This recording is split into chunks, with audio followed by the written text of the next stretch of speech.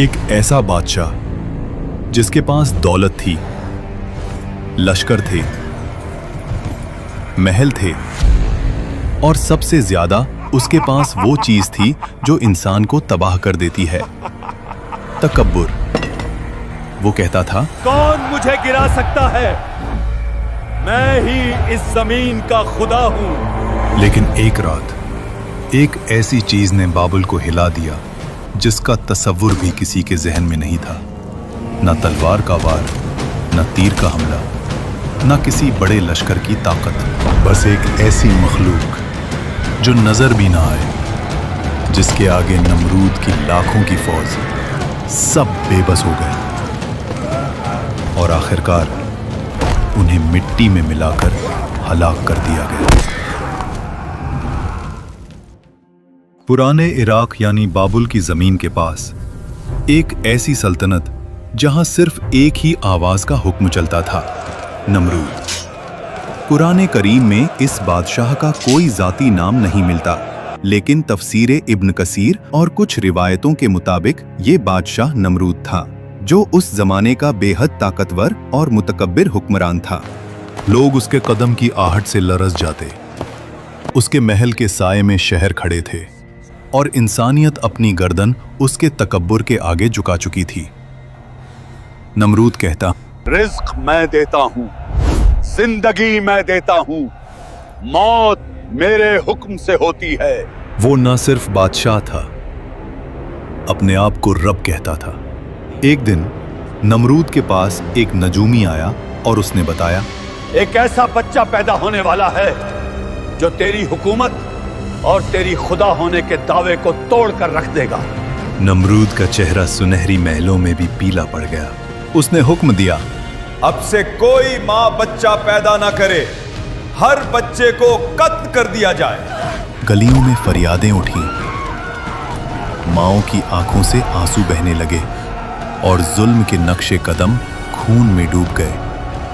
लेकिन जिसे अल्लाह बचाना चाहे वो फिर दुनिया के तमाम दरवाजे बंद करके अपना एक खास दरवाजा खोल देता है। हजरत इब्राहीम अलैहिस्सलाम की वालदा ने एक पहाड़ी गुफा में पनाह ली। हर तरफ गहरी खामोशी, फिर अचानक एक नूर, एक ऐसी रोशनी जो खामोशी को अपनी लहरों में समेटे फैलती चली गई और हजरत इब्राहीम अलैहिस्सलाम की विलादत हुई। उनकी तरबियत चुप रहकर गुफा के अंधेरों में होती रही। जिस वक्त बाहर जुल्म का अंधेरा पूरी फिजा को निगल रहा था, अंदर अल्लाह एक रोशनी तैयार कर रहा था जो आने वाले जमानों की तकदीरें बदल देने वाली थीं। दोस्तों, आज का सवाल, कौन से नबी अलैहिस्सलाम जिन्नों और जानवरों से बात कर सकते थे? अपना जवाब कमेंट्स में लिखिए और जिन लोगों ने अभी तक सब्सक्राइब नहीं किया, सब्सक्राइब कर लें ताकि हमें मोटिवेशन मिले और ऐसे कंटेंट आप तक पहुंचता रहे। जज़ाकल्लाहु खैर। गुफा से निकलते ही इब्राहीम अलैहिस्सलाम ने अपने आसपास की दुनिया को देखा। तारे, चांद, सूरज सब एक निजाम में चल रहे थे। यहीं से उनका सफर शुरू हुआ। कुरान के मुताबिक इब्राहीम अलैहिस्सलाम के वालिद का नाम आज़र था। वो बुत बनाने वाले एक मशहूर कारखाने के सरबराह थे और इब्राहीम अलैहिस्सलाम की तरबियत बचपन से ही उस बुत परस्त घराने में हुई। हजरत इब्राहीम अलैहिस्सलाम हर चीज को गौर से देखते। उनकी जुबान पर एक सवाल रहता, हक क्या है? कौन है जो मेरे अंदर ये सोच पैदा कर रहा है? यही सवाल उन्हें अजीम बनाने वाला था। उस कौम के लोग सितारों को सजदा करते, चांद को खुदा मानते, सूरज के सामने सर झुकाते, लेकिन फिर सब गायब हो जाते। हजरत इब्राहीम अलैहिस्सलाम का दिल पुकारता, ये सब फानी है, खुदा फानी नहीं हो सकता। जब लोग रास्ते पर गुजरते, बुतों को सजदा करते, दुआएं मांगते, इब्राहीम अलैहिस्सलाम चुप खड़े उन्हें देखते रहते। एक रोज उन्होंने अपनी कौम से पूछा, क्या ये पत्थर तुम्हें सुन सकते हैं? कौम हंस पड़ी। इब्राहीम, ये तो हमारे बाप दादा के माने हुए माबूद हैं। उन्होंने फिर कहा, ये ना तुम्हारा नुकसान रोक सकते हैं, ना तुम्हें कोई फायदा दे सकते हैं, और फिर भी तुम उनकी इबादत करते हो। कौम ने गुस्सा किया ए इब्राहिम, तुम्हारी जबान बहुत चलती है, मगर ये हमारी आबाओ अजदाद की रिवायत है। लेकिन इब्राहिम अलैहिस्सलाम ने छोड़ना नहीं था। उनका मकसद था तौहीद। देर रात तक दिन भर इब्राहिम अलैहिस्सलाम हर दरवाजे तक जाकर लोगों को समझाते रहे। तुम्हारा रब वो है जिसने आसमान, जमीन, सितारे, सूरज सब कुछ पैदा किया। मगर बुत परस्त कौम का दिल पत्थर था, उनके बुतों की तरह। एक दिन इब्राहिम अलैहिस्सलाम ने देखा कौम एक बड़ी खुशी और मेला मनाने गई हुई थी। पूरा शहर खाली। इब्राहिम अलैहिस्सलाम उनकी इबादत गाह में दाखिल हुए। उन्होंने चारों तरफ देखा, गुंबदों में गूंजती खामोशी और उन पत्थरों का जमा हुआ बोझ जो सदियों से लोगों के कंधों पर था।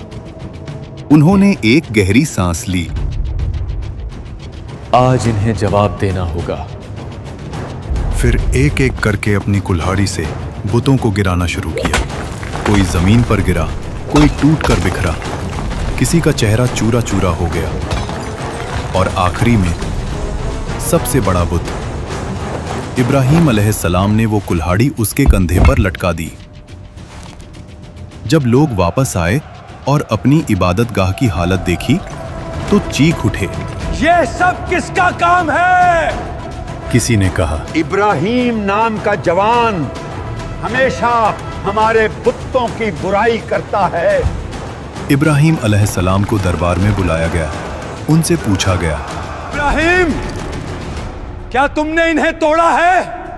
उन्होंने जवाब दिया, जब ये सबसे बड़ा बुत सलामत खड़ा है तो उससे पूछ लो, शायद यही बताए किसने बाकी बुतों को तोड़ा। कौम गुस्से में फट पड़ी। इब्राहिम, तुम जानते हो कि ये बोल नहीं सकते। इब्राहिम अलैहिस्सलाम का जवाब उस शहर की दीवारों को हिला गया। जब तुम जानते हो कि ये बोल नहीं सकते, चल नहीं सकते, फायदा नहीं दे सकते, नुकसान नहीं पहुंचा सकते, तो फिर तुम उन्हें रब क्यों बनाते हो? ये आवाज हवाओं में घूमी, लोगों की जुबानों से टकराकर नमरूद के महल तक पहुंच गई।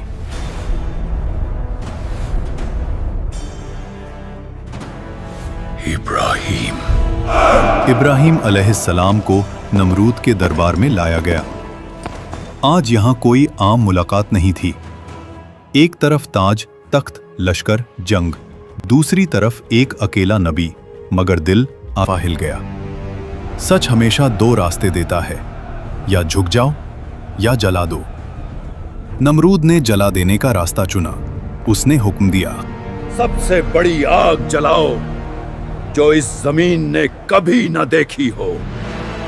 लकड़ियां जमा की गईं। इतनी के पाम के हाथ बंधे गए।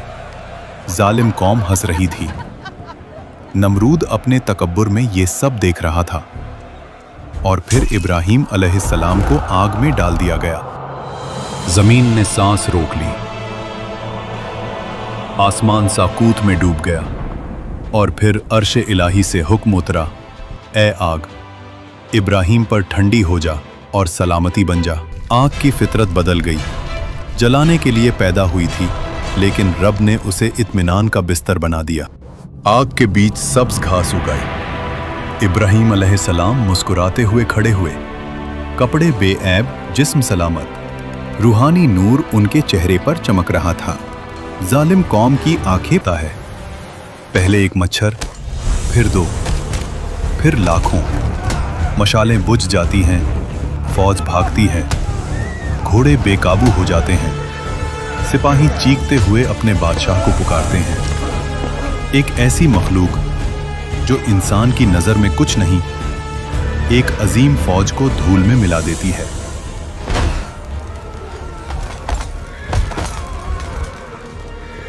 नमरूद भागता है, अपना चेहरा छुपाता है, लेकिन एक मच्छर उसकी नाक में घुस जाता है। दिमाग में दर्द फैल गया। तकब्बुर का पहाड़ एक कतरे की तकलीफ से गिर गया। वो सर पे मुक्के परवाता, दीवारों से सर पीटता। जिस जुबान से कहता था मैं खुदा हूं, आज वो जुबान चीखों में डूब गई। एक वक्त आया जब मच्छर ने उसके दिमाग को खा लिया। उसकी सांस थम गई। उसका अंजाम इबरतनाक हुआ। ये वाकया गुजरा नहीं, ये रोज हो रहा है। आज भी लोग अपनी दौलत, पावर, इक्तिदार पे फख्र करते हैं और दिल में एक आवाज कहती है, मैं ही कानून हूं। लेकिन जो रब नमरूद को मच्छर से गिरा सकता था, वो हमारे तकब्बुर को किस चीज से तोड़ दे, किसी को पता नहीं। अपने दिल से पूछो, क्या मेरे अंदर भी छोटा सा नमरूद छुपा है? अगर है तो तौहीद की रोशनी जगा दो और कमेंट्स में अपनी राय का इजहार जरूर करना।